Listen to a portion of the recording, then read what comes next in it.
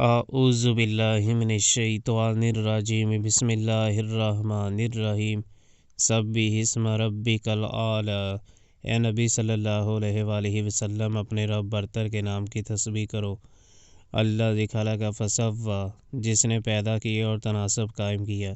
والذی قدر فہدی، جس نے تقدیر بنائی پھر راہ دکھائی۔ والذی اخرج المرعی، جس نے نباتات اگائے۔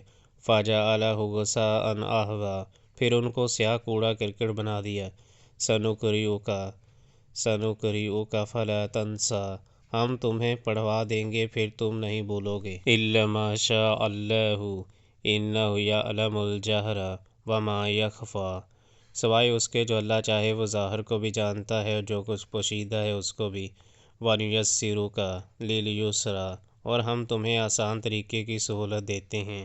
فَذَکِّرْ إِن نَفَعَتِ الذِّکریٰ، لہٰذا تم نصیحت کرو اگر نصیحت نافع ہو۔ سَیَذَّکَّرُ مَن یخشیٰ، جو شخص ڈرتا ہے وہ نصیحت قبول کر لے گا۔ وَیَتَجَنَّبُهَا الْأَشْقَىٰ، اور اس سے گریز کرے گا وہ انتہائی بدبخت۔ الَّذِی یَصْلَى النَّارَ الْکُبریٰ، جو بڑی آگ میں جائے گا۔ ثُمَّ لَا يَمُوتُ فِیہَا وَلَا یَحْیَىٰ، پھر نہ اس میں مرے گا نہ جیے گا۔ قَدْ أَفْلَحَ مَن تَزَکَّىٰ، فلاح پا گیا وہ جس نے پاکیزگی اختیار کی۔ وَذَکَرَ اسْمَ رَبِّهِ فَصَلَّىٰ، اور اپنے رب کا نام یاد کیا پھر نماز پڑھی۔ بَلْ تُؤْثِرُونَ الْحَیَاةَ الدُّنْیَا، مگر تم لوگ دنیا کی زندگی کو ترجیح دیتے ہو۔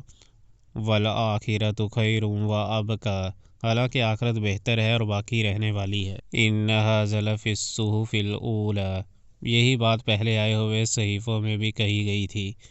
صحف ابراہیم و موسیٰ، ابراہیم علیہ السلام اور موسیٰ علیہ السلام کے صحیفوں میں۔